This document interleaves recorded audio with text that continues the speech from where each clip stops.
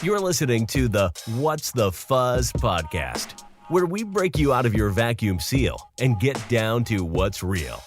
Never miss another episode again. Subscribe to us on Apple Podcasts, Google Podcasts, Spotify, or wherever you listen to your favorite shows. And now, your host, Reiner. Yo, what's up, furs and friends? It's your favorite bleeding-hearted blue dragon in your ears once again. Thanks for tuning in, the new listeners and the old listeners. Welcome to the show. Tonight I'm sitting down with Hyena. Alright, yo. To talk about his experiences in the fandom, what BLM means to him, and maybe, just maybe, what music can do for one's soul. But before we can get into that, I have some food for thought for you, dear listeners. Hazbin Hotel, chances are you've heard of it, or its creator, Vizipop? Vizipop? I'm just going to go with Vizipop. There have been rumors going on about her for a while as to why her and her show are so problematic. She, of course, denies all of it, explains it away, whatever. But all of a sudden, I'm seeing people in the Bipark Furry community saying to block and unfollow to even being within an inch of Hazbin Hotel or anything that she has touched. From what I can tell, it's a huge mess of claims, debunks, fangirls, and upsetty spaghetti just about everywhere. Another big component of it being the subtle way she includes stereotypes in her characters. Now, when I say that, I want to be clear that it's not the blatant sort of racism where a character walks up to another character and calls them the N-word. That'd be a little bit too on the nose. It's the kind where a character resembles the caricature of a minority just enough for you not to realize what they are supposed to be representing at first. But when compared side by side, you realize it immediately. Trust me, I've seen Hazbin Hotel and Hell of a Boss, and I didn't even notice any of this stuff at first. I'll leave a link down below in the show notes for you if you're interested. It goes way deeper into this than I'm gonna go. But if you know what the point of all of this rabble was, well, let's put it this way. If furry hate is said to be poorly veiled LGBT plus hate, what happens when people, for the majority of their lives, have no other information about a minority besides a caricature that does nothing but reinforce stereotypes? I'm not going to pretend to be some sort of all-knowing, omnipotent being that has the absolute center of morality figured out. It's just something to think about. The next time you see people shouting about media that they get upset about over the internet. Like I mentioned before, tonight I'm sitting down with Hyena, the black furry that's part metalhead, part hyena, and More like part emo. Emo feels. Yeah. And part aspiring poet / songwriter. Mm-hmm. You can catch him at Yeens of Steel on Twitter. Thanks super duper much for coming on the show. How you doing tonight, buddy? Yeah, no, I'm really glad to be here. Like, really glad to just kind of do this interview, get to know y'all. Hell yeah, dude. I love your taste in music. Yeah, no, thank you. I am very passionate about music. I feel like all me and my brothers are just very passionate about collecting music, sharing music. But I'm the only one out of all of us who doesn't actually make music, and I'm trying to. So, yeah. Hey, dude, you got all the time in the world, especially with Mrs. Ronan going around right now, keeping everybody in their houses. Yeah, I was laughing earlier because I would have gone to my first furry convention. If Miss Rona, I would have been at FWA or Furry Week in Atlanta. If we were in a different timeline, but it's okay. I'm looking to 2021, 2022. Yeah. Damn, the way the U.S. is going right now, I'm thinking 2025, honestly. But yeah, no, I mean, yeah. Oh man, okay. Pour one out for the cons. Now, before we get into the meat of the interview, I'd like to ask an icebreaker question. So, in light of the preamble today, what's the strangest thing anyone's ever assumed of you? Hmm. That's an interesting question. I mean, like, I feel like I'm.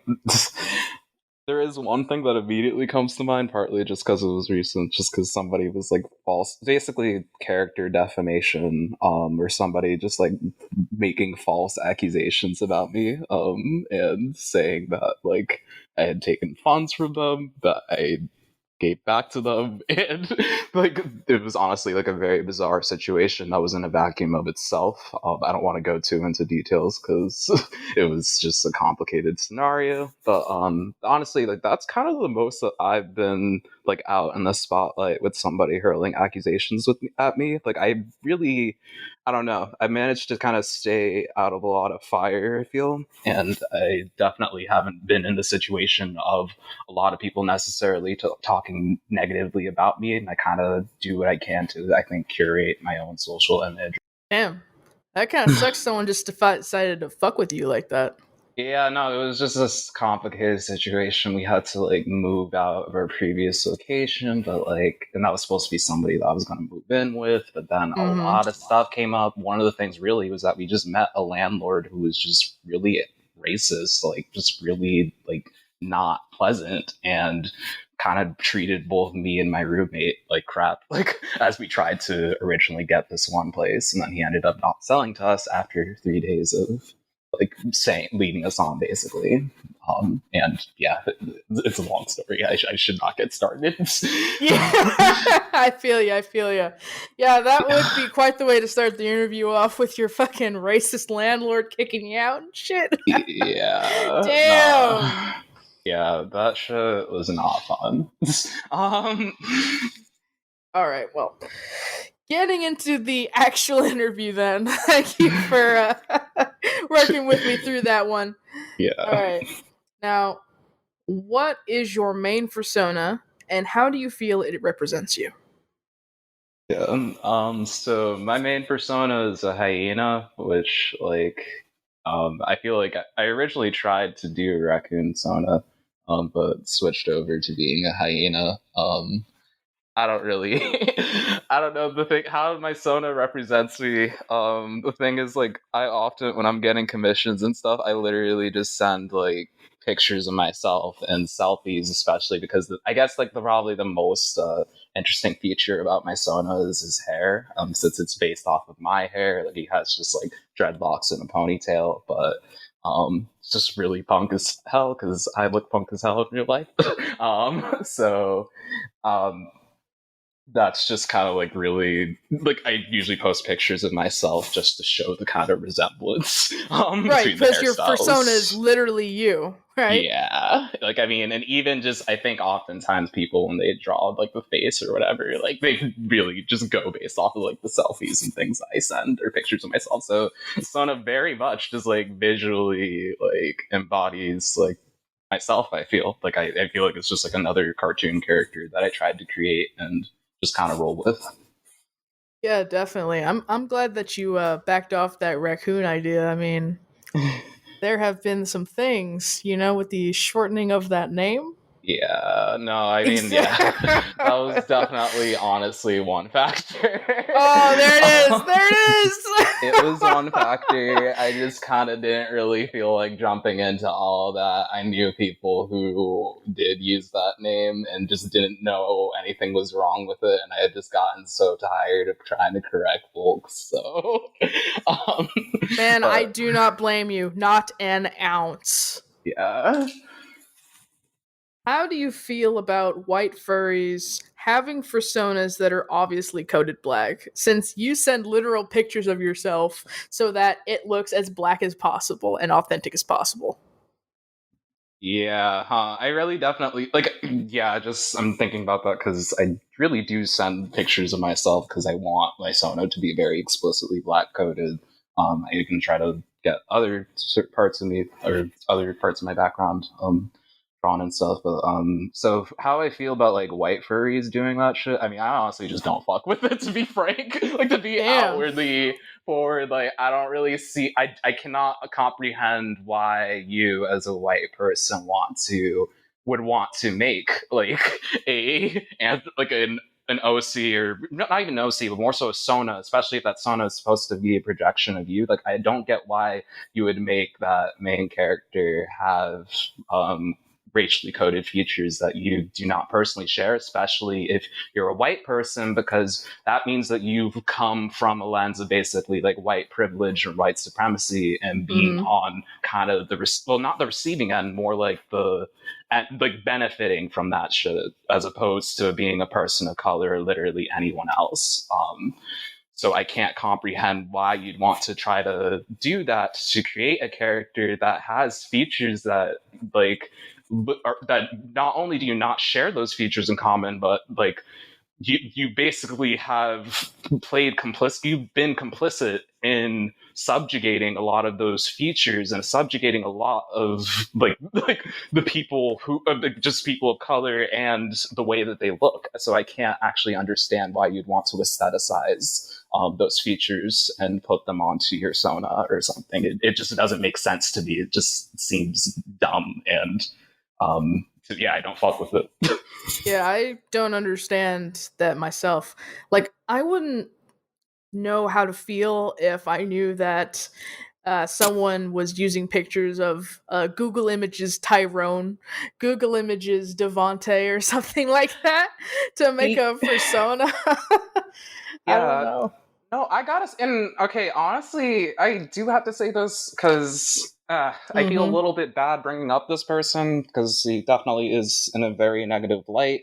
Right. But a certain artist who used to draw a lot of furries, and especially just like resembling gangster culture, rap culture.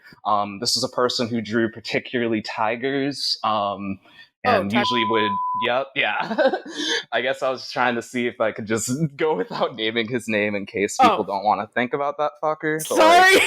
like, yeah, but also, like, so with him, that's actually a good person for me to talk about, because honestly, like, I had always felt very weird about his art, like, before he had ever gotten called out for anything, because I was just kind of like, okay, like, all your characters are just literally black. Like, you just draw characters that are just supposed to be, like, basically, like, hip-hop artists, like, just supposed to be different black caricatures. And to me, like, it made me feel uncomfortable from the very start. Like, it always made me just kind of be like, why?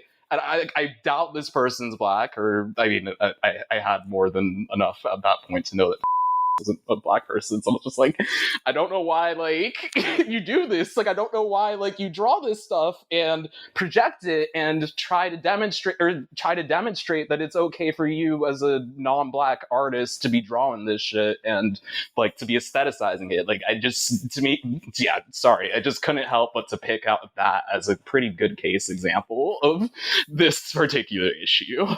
No, I totally understand, since I recognized it myself. Like, he would draw them tigers, like, I think one of the pictures was him, like, cutting up, like, ice or something, like drugs. Yeah, Like, I don't know what, making and he was lean posing with his car and with the money, and, like, what's going on? What are we trying to do with the tigers, guy? Yeah, like, it's just, the thing is, his art was like almost this like exoticism of gangster culture, and like really a fetishism of it, like, just like, and it always made me so unnerved, like, before he had gotten exposed as whatever. Like, I was always just kind of like, on one hand, like, I think it's sick that is getting, like, I don't know, mainstream support basically, but like, I was just also like, I don't know if I really fuck with what he does, or what he's basically saying that other artists should do. What got you interested in the furry fandom in the first place? And do you feel like it's a big part of who you are? Yeah. So I kind of got into the furry fandom just because, like, in 7th or 8th grade, or when I was in 7th or 8th grade, really. Well, a lot of things happened. I had my, like, I would say emo phase, my obnoxious anime fan phase, and then I also tried to start drawing and stuff at around that time, and so I started using DeviantArt and forums and art websites a little bit more often, and I couldn't help but to go onto the anthro section a lot on DeviantArt, because I was just like, like, I don't know, I think that these cute animal people actually are kind of cute. And like, I feel like that really all it didn't turn into an ongoing art interest, because like I ended up kind of dropping my interest in art by the time that I had gotten in high school. Just like really isn't my thing, or at least visual art isn't. But I just continued using sites like DeviantArt, Tumblr especially, and eventually moved on to Tumblr pretty exclusively. But I was using both of those websites really to find a lot of anthropomorphic art, or just like art that I thought was just really impressive. Like, I guess I had to also acknowledge the fact that like I was going through like my anime phase like as a middle schooler or whatever.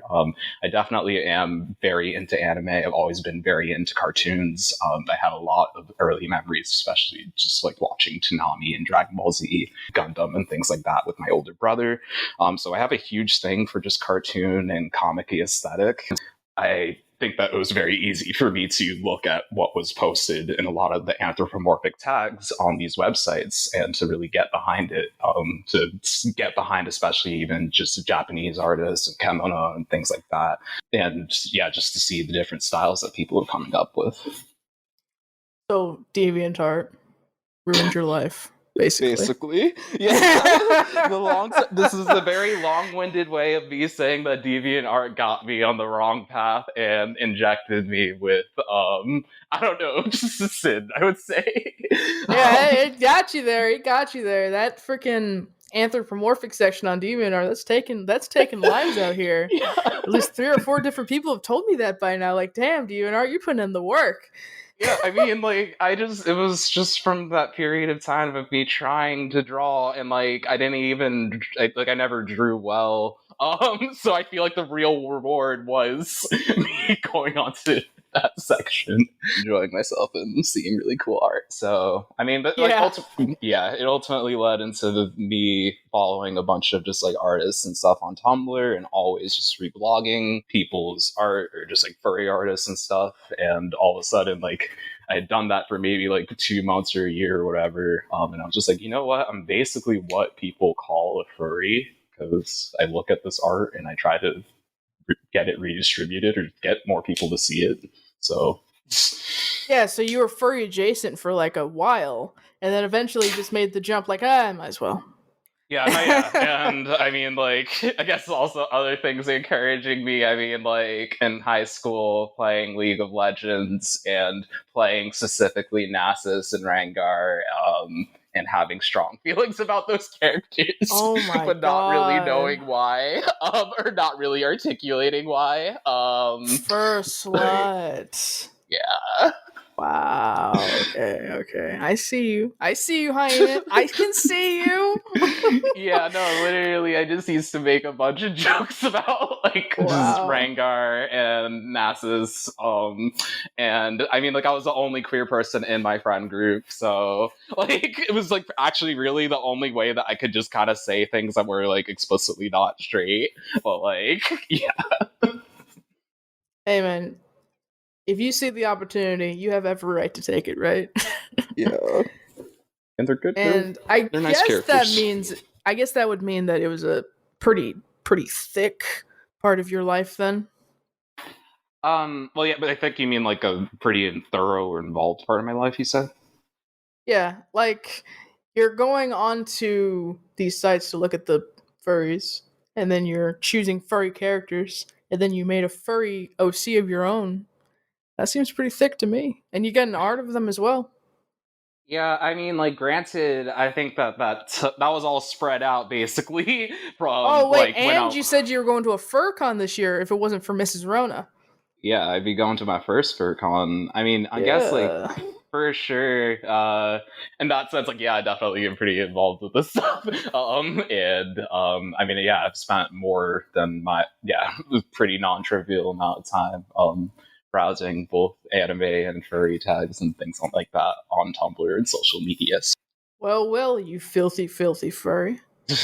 What would you like to say to the young BIPOC furs out there? Well, maybe furry adjacent would be more applicable right now, that aren't sure where they want to go with designing their fursonas. What would you say to them? All right, so I'm just thinking about that for a little bit, but honestly, like, I don't think that there's anything very prescriptive or like anything immediately that's like coming to my mind as like an absolute rule that I would like to see for young by POC furries to start abiding by or anything like that. But in terms of just like what I think people should keep in mind, or at least just maybe what kind of just things to keep in mind.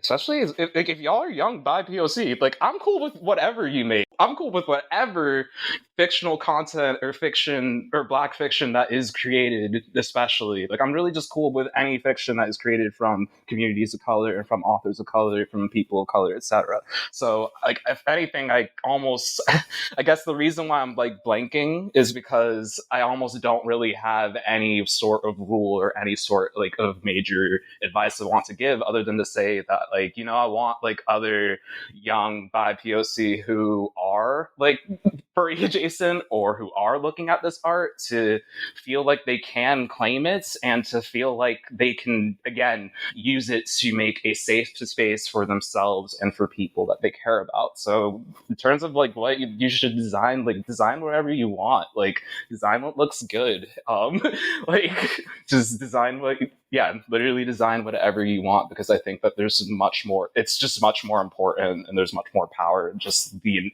inherent act of bi POC enjoying themselves and creating personas and just being able to have that kind of fun, to be able to show that that's not just something that just a bunch of white people or white men who don't talk very well do. Damn, call them out. Yeah. No, I mean, but I guess like that's me even just putting it lightly, but yeah. Hey, you heard him out there, youngins. The sky's the limit. Do whatever you want. You want a rainbow taloned unicorn griffin thing? Go for it.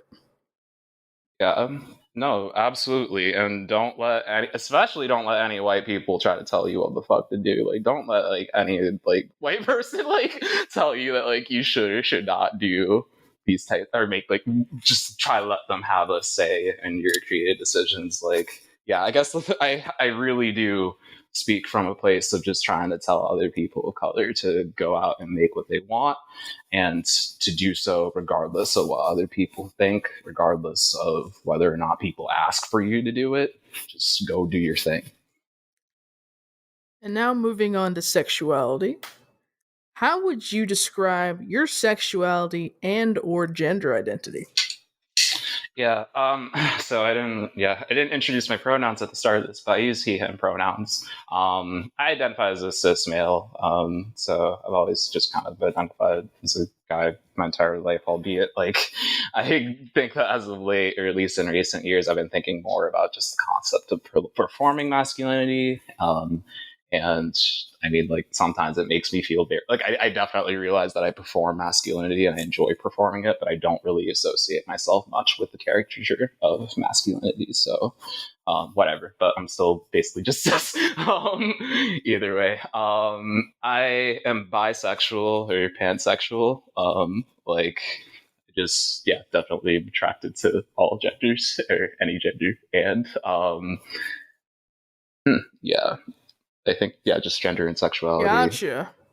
Yeah, I guess actually the thing I was trying to think of something else. Was that I also identify as poly and I identify as demi, so I attach quite a few labels. But I mean, like, I am definitely poly, and also, I mean, just the demisexuality thing. Like, I spent a lot of time kind of questioning if I was on the A spectrum. I feel like demisexuality is just the term that best captures my experience. Oh shit, is it supposed to be said demi? I thought it was demi. Ah, hell. I don't know. I blame my lack of education, just to be honest here. Yeah, no, I wouldn't know. I would be the kind of person, I would be exactly the person who wouldn't actually know, who would just be winging it and just pretending like I knew how to pronounce it. And yeah. Oh, okay, gotcha. Damn, gotcha. Wink. Okay. Would you say being a furry had any influence on it or made it easier for you to express yourself in that way? Yeah, absolutely. I mean, like, because I had just talked about how, like, gotten into furry stuff, like, especially in high school, and I mean, like, I was talking about like League of Legends and Nasus and Rengar and stuff, and I mean, like, honestly, that kind of was like the origin point. I feel, or really where I kind of started off with like, um, just expressing my sexuality openly, like before I really made a lot of those jokes even about League of Legends or about other things. Like I was pretty deep in the closet, and I didn't really come out until my junior year of high school. And I mean, yeah, like I think that by that time I was really just making these types of jokes. But like, yeah, like I think that being a furry or being within the furry fandom and stuff, like it allowed me to feel more comfortable just like expressing my sexuality and expressing that like I was not a heterosexual person. And it also made me do so in a way that could be comical, but like it made me do so ultimately in a way where I could still like respect myself, basically, where I still didn't like wasn't like feeling as though I was exoticizing my own LGBTQ identity or like putting that to be something that people were laughing at.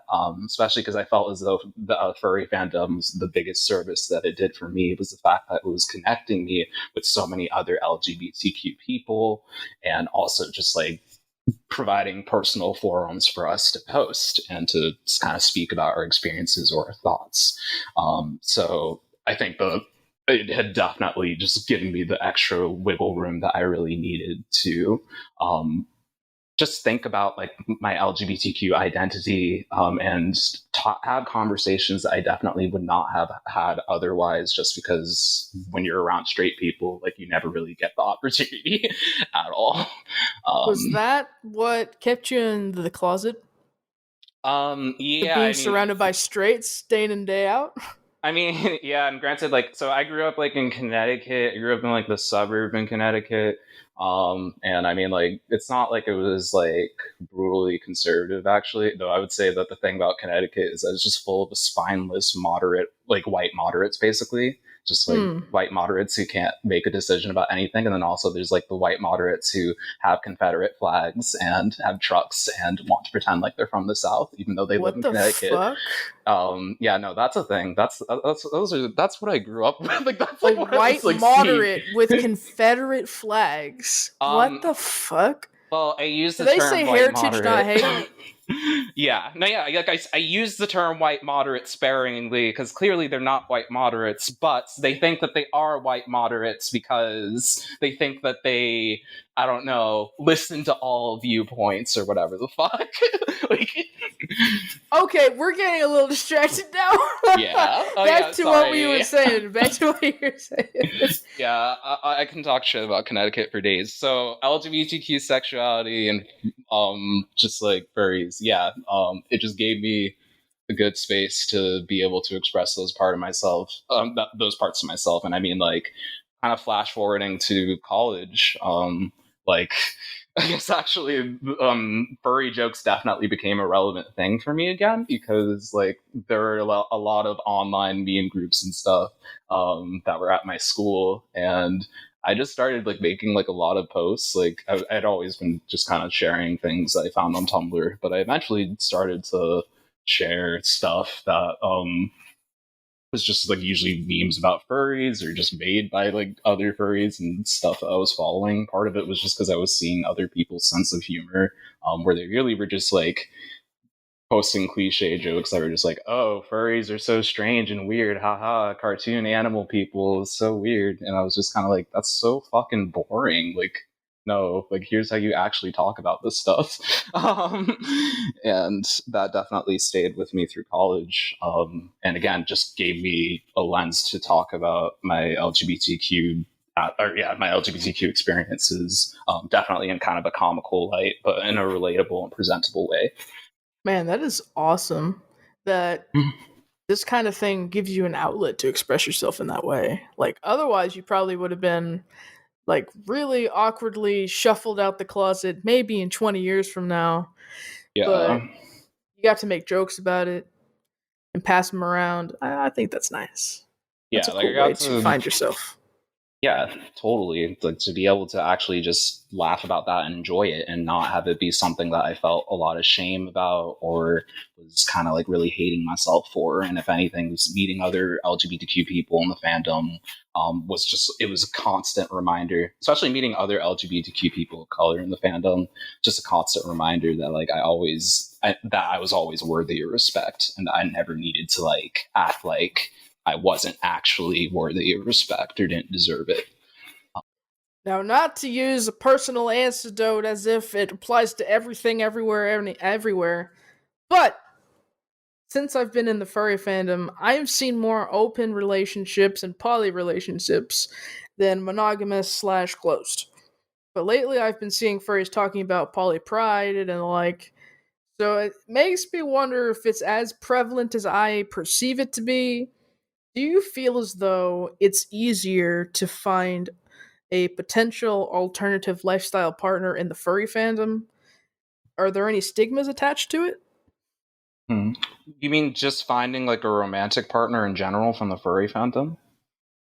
Finding a romantic partner that would be into an open relationship or be open to a relationship where there's more than one partner. Yeah, I don't think that there's any more stigmas than what people kind of load at it, which, like, yeah, for polysexuality is not for everyone, and open relationships are not for everyone, and I think people are always just kind of determining whether or not, like, open relationships work for them, or if they really prefer monogamy or whatever the heck. So, like, for some people, like, I think it's always, whenever they have a conversation or whenever they see poly couples, and whenever they think about, like, poly furries and whatever, it's just always going to be maybe a source of discomfort for them because it's just not their relationship style. It's not like what they're vibing with or what they're into. So I think that's just always something that people who are poly are going to have to acknowledge or deal with, or definitely just confront in a mature way and not in a condescending and belittling way.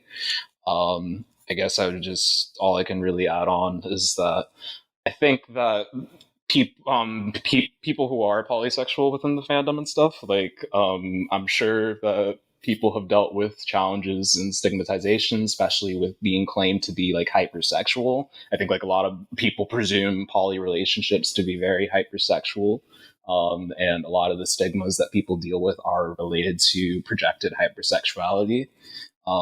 So I'm sure that many people can comment on those experiences. I personally haven't gotten that much of that stigmatization, or at least it's not that I haven't gotten it, but I just, as I said, like, I lie low. Like, I'm not usually into the fire most of the time, especially when it comes to like people accusing me or kind of talking negatively about me, which I guess like that's really just luck to some extent, but yeah, I haven't personally experienced much of that stigmatization. I have just seen and met people who had varying levels of comfort with polysexuality and who voiced that level of discomfort or that level of comfort to me, especially if they felt as though they just didn't want to have anything to do with like open relationships or whatever. Yeah, the one criticism I would have to ask you about is, do you think that furries are using these alternative relationships as a way to keep themselves from having to commit? I think some people are immature and don't know how an open relationship works and don't want to make an open relationship healthy, and instead they are using it to just kind of fool around or to just make sure that they can kind of live out their own personal harem or whatever the heck, or what I keep saying whatever the heck, but they are trying to just live out their own personal harem and stuff. like, yeah, I think that there are definitely people who do that and people who don't communicate well enough, especially when they have an open relationship, like people who try to say that they don't think that their partner should know about their other partners and stuff because they think that it's just their business or whatever. And I've really seen that type of mentality, especially from just a lot of people who are very outwardly immature, a lot of outwardly immature young males, especially. So I mean, yeah, like I think that definitely exists. I don't think it's a good thing to try to say that all poly couples are in that category. Like I feel like it's just a bad starting point to try to be projecting everyone into that category of people. Because like at the end of the day, like a poly relationship can be healthy if there is communication and if there is commitment, and it doesn't really matter how many people or whatever. It's just there has to be the level of commitment and communication at the end of the day. So, like, yeah, it's just kind of on a case by case basis for people to coordinate themselves and to manage that stuff. So these kinds of things aren't just an easy out for you to go screw around if you get bored with your boyfriend for a few days or something. Yeah, no, yeah, totally. Because I mean, I think if you think that way, if you think that like a poly relationship is just like a way for you to go around and screw with other people just because your partner maybe like, yeah, it just isn't like immediately providing sex to you or something, like all I can say is that sounds like you have you're going to be dealing with several unhealthy relationships that aren't actually going to be doing anything helpful for you. Hey guys, hope you're enjoying the show. Just taking a quick break to tell you about the linked resources in the show notes, or in case you're on my website, reinerwrites.com, it should be the first link you see on the episode display page. There's tons of info on BLM and other stuff. I'll try to keep you guys updated. Sometimes I get a little lazy, but rest assured they will be updated eventually. If you feel like you're learning from us, feel free to support us with some donations. Even 1 cup of coffee helps us out so much, so we can upgrade the show and give you more of the content that you love to hear. We appreciate you guys just sharing the episode around, telling your friends, share it on Twitter, etc. You can follow the show at whatsthefuzz_ on Twitter, or my sound engineer and best friend, VioGoat, on Twitter as well. To keep up with all things Reiner, just head over to @ReinerWrites on Telegram to join my channel. Thanks! Back to the show now. So on the topic of music, what does music mean to you, Hyena? Just I feel like I have always been in a mindset or in a habit of like wearing headphones around my neck. Like I've literally been doing that since I was in like middle school, and usually just like either always having my MP3 player within my vicinity or just blasting music through my headphones while I walk through school hallways or things like that. So for me, music is, I mean, for one, it's very meditative, and it's something that it's like a white noise that like I personally kind of need or really enjoy being able to put on to help me get through a portion of the day, or to help me just kind of compress like in something, or just de-wind or whatever. But I mean, yeah, it's very meditative on one hand. I think that I also just have to acknowledge just how I grew up with music education and stuff, because I mean, my twin brother, I was growing up really watching my twin brother do a lot of singing and stuff. Like he had always just been part of like choir, or kind of just had a naturally gifted voice really compared to myself. And I mean, I had just played violin and clarinet growing up. I had dropped both of those instruments by the time I was like in 10th grade. But it kind of gave me a decent enough background in music education. I mean, so yeah, just the music education part aside, I think that all me and my twin brother and also my older brother, like the three of us, we all just became very passionate in music over time, though it was really just my brothers who actually made stuff. Like my older brother, he had been playing guitar, producing stuff ever since he was in high school, or yeah, like ever since 9th grade of high school, really. And my twin, like, yeah, he's been singing his entire life. But I haven't really, like, I've just played violin and clarinet for a brief amount of time. So compared to them, I haven't really been doing music all this time. But all of us have clearly, like, put in a lot of effort or some varying level of effort towards music practice and music education. And I think that results in just us all having very vibrant music tastes. Like, just we all are very passionate about not just playing music, but collecting music and being able to recommend musicians, especially based on their emotions, or just creating the playlists, shower playlists, or playlists for whatever occasion, being able to gift people those types of playlists, being able to gift people albums, like, just all three of us are really passionate about our music tastes and are passionate about just sharing music. Yeah. Nice. Would you like to be a big part of the music industry later in life? I know you're starting out as a songwriter for now, but did you want to extend that into music theory or perhaps producing? Yeah. I mean, like, I definitely want to learn more music theory. I had taken just one music theory class in college, like, in my junior year, so pretty late in the game.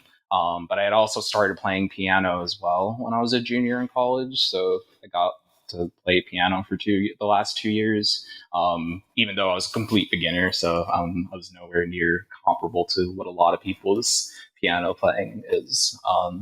I definitely would like to. I would like to at least do songwriting and lyricism in the future. I mean, I guess my ideal dream is I hope that I could learn how to do harsh vocals and then just create a music project of some sort. Harsh vocals like screamo or something? Yes, yeah, Oh like my just like god. harsh vocals for like a screamo or like a mathcore band, and I would just, yeah, I really, if I could pull that off, then I'm sure that whatever I would write lyrically would just be able to work. Damn, that's hardcore. You're going in for this. No, I Where do am you see hardcore. yourself in 5 years? Yeah. Well, honestly, like, in 5 years, because in 5 years, just because we've been talking a lot about music, but the truth of the Mm-hmm. matter is that music is definitely, it's more in the line of like a long running interest for me and passion. But I mean, in terms of like what I actually do and stuff, because I'm actually a neuroscience researcher, or more so, like, I'm a computer scientist that works in a neuroscience lab. Um, and I analyze pictures of the brain or fMRI scans. Yo, that is Um, sick.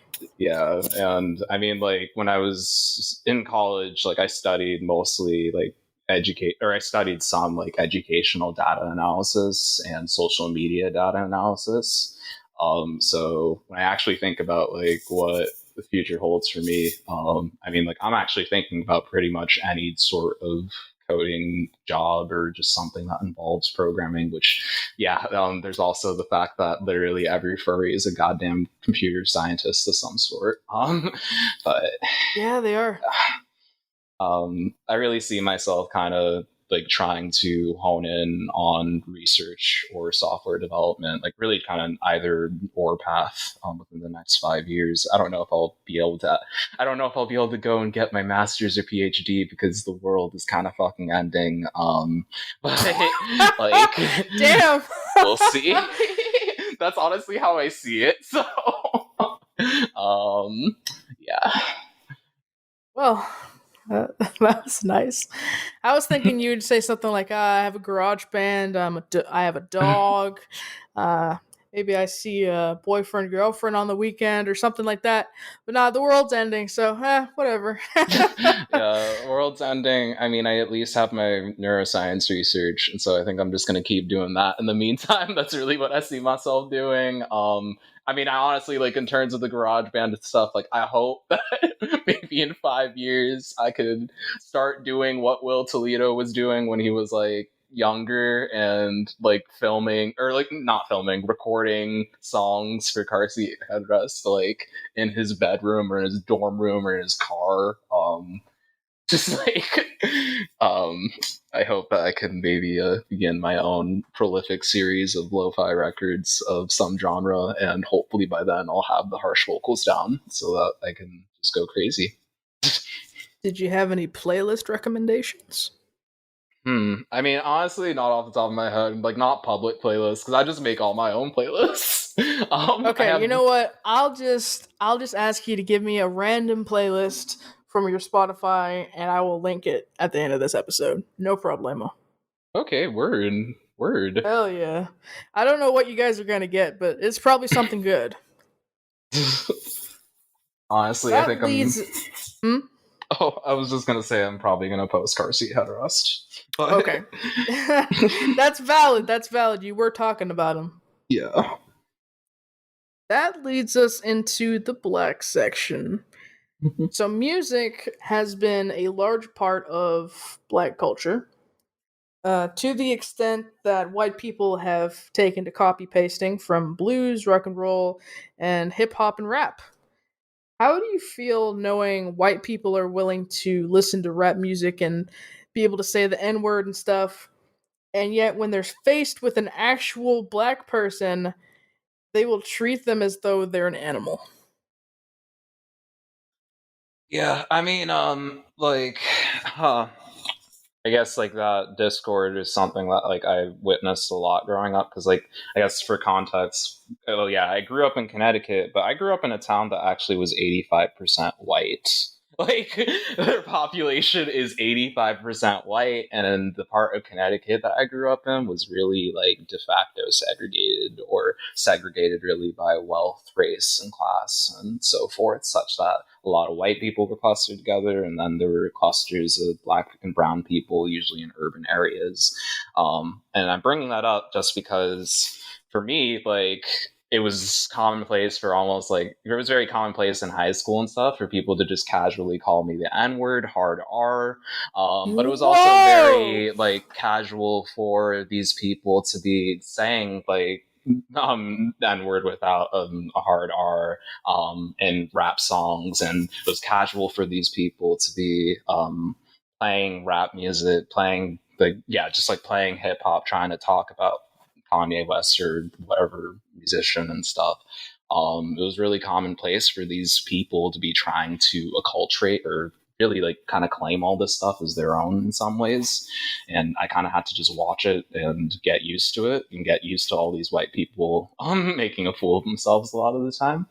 In terms of how I feel about it personally, yeah, I mean, like on one hand, like I don't have an issue with a white person listening to hip hop or rap. Like again, I think if anything, like just black artists and black content creators, like they need to succeed, and their work needs to get around, really, just because like honestly, it's so hard for a lot of people of color, especially for women and other marginalized groups and various entertainment industries, really, to get their content to be seen or heard or evaluated beyond like some sort of metric that is related to like caricatures and stereotyping. So I think it's just important for people to be spreading their art, and if like white people are listening to hip hop, that's like not necessarily inherently bad. What's inherently bad, obviously, is just like throwing caution to the wind and saying the N-word and thinking that that's okay, and telling yourself that that's completely okay because nobody else around you is telling you that it's not outwardly okay. I think that, yeah. Honestly, if I had to see all that shit, I would get kind of baby rage. I'd be fucking pissed, bro. Well, yeah, no, I was pissed every single day. Like, I was very pissed off in high school and stuff, and then I went to college, and I was like, wow, like, white people don't have to say the N-word every single day. That's something. They don't Wow, have to. that's fucking They don't crazy. have to make plantation jokes. They don't have to talk about eugenics casually. What? Like, What high school did you fucking go to? What the fuck? This is just a public school in Connecticut. No fucking way. Yeah. Yo, the United States of America is doomed, bro. Yeah. Damn. Yeah, I guess and just a little tangent. I didn't mention that I also do education research in addition to like neuroscience research. And the most important thing that I've learned about education is that the school is a microcosm of society. It's just a little representation of what society does and what societal processes take place and what cultural norms exist. So I feel like that's kind of relevant to actually the fact that the way that I was treated in high school and what I saw ultimately connects to just like how I've seen Black art and Black content really consumed over the course of my life.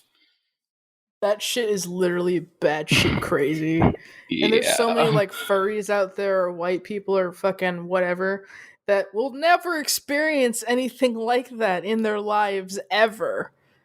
Oh my god. That's Yeah. like there's no comparison to it. There's like Yeah. literally no comparison to it.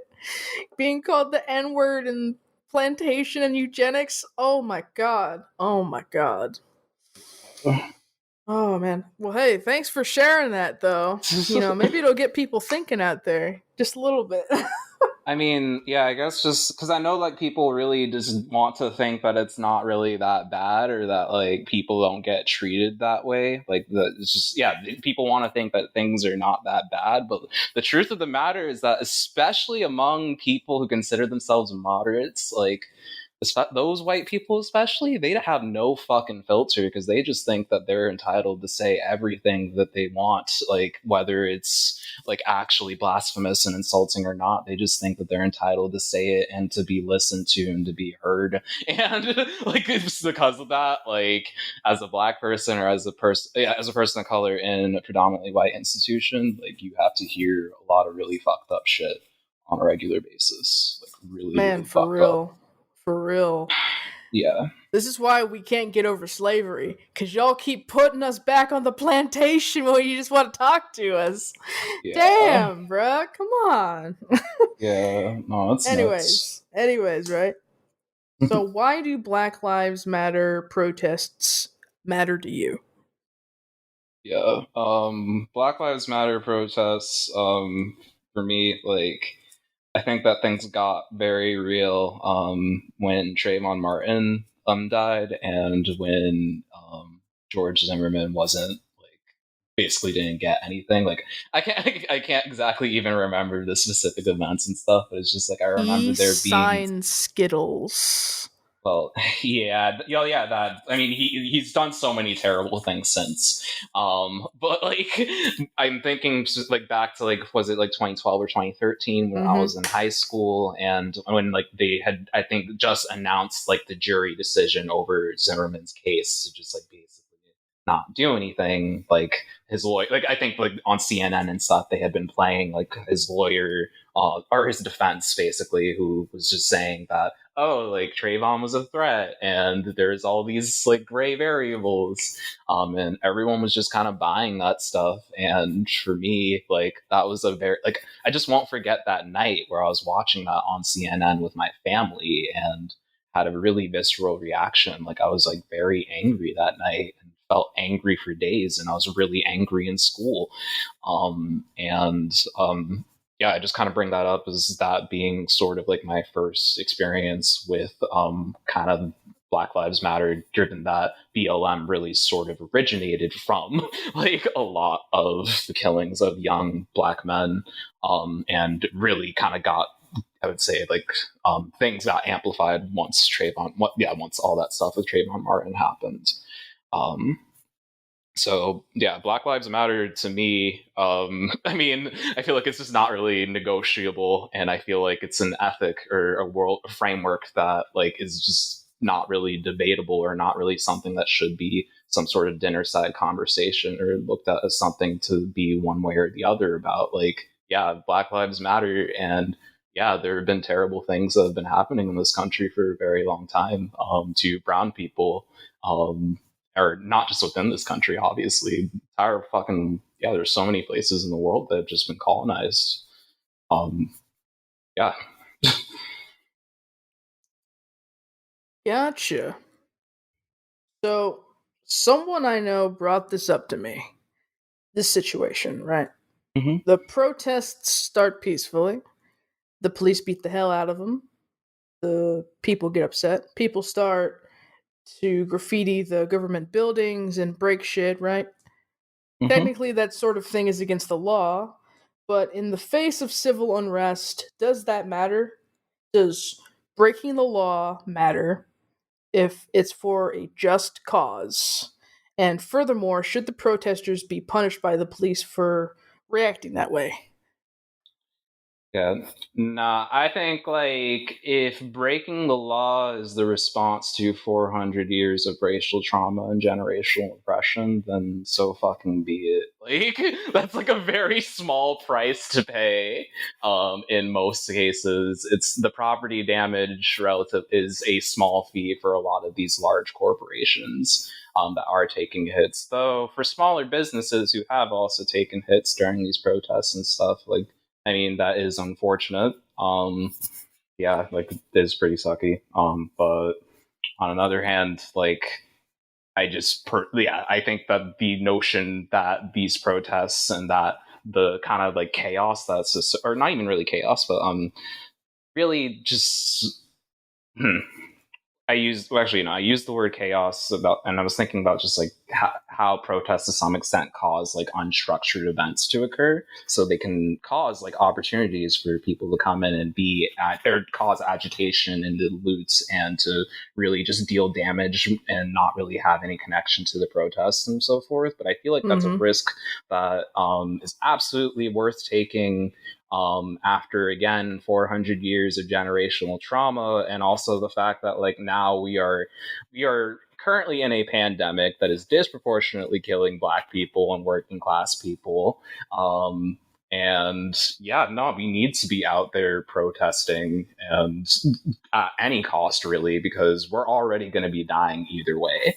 Like we already, yeah, folks are already going to be dying, and people are already getting fucked over by the government, or not really getting taken care of. So, I think really like just property destruction and a lot of the trivial crime that does take place from these protests and stuff, like it's just such a small price to pay in my opinion, and is kind of necessitated. Like it's a risk that I think is worth taking, like even if you are somebody who's passionate about BLM but you don't care about looting or any of that kind of stuff. Like I feel like it's a risk worth taking to still put on these BLM protests and to know that, yeah, there are going to be looters and people like that. But the cause is still more fundamentally important and kind of non-negotiable. What do you think of the both sides argument? Like, hey, the protesters threw a can at me. Of course I was gonna beat the shit out of them. That kind of thing. Um, huh. Yeah, I mean, like, if somebody like spits in your face or throws a can at you or whatever the fuck, and you decide that from that point onward you are just going to look down on Black and brown people, like that's kind of like a you problem. That's kind of the like you need to like get your shit together. Like you're not putting your priorities right, because like on one hand, like making the both sides argument in that fashion, um like yes, like there you I guess like people are trying to claim there that oh, like there are some chaotic people that are on the BLM side, and then there are some chaotic bad police officers and so forth. And like on one hand, like I mean, yes, everyone's shit stinks, and there's always evil people in every single group. On another hand, like that's not ever going to be able to, I don't know, negates the overall cause or overall framing of like BLM protesters. Like no matter, even if they are rude, even if a Black person is rude about how they advocate for or advocate for civil rights, basically, like that's never going to supersede or kind of overstep like the importance of them actually advocating for civil rights and for like against racial discrimination. And if you do let like rudeness or attitude or whatever kind of dictate like how you perceive these people's activism and stuff, like I don't know, that's just really superficial to me and kind of just shitty on your part, in my opinion. Yeah. Damn. You spitting all kinds of fire tonight, Hyena. Go off. Go off, Yeah. King.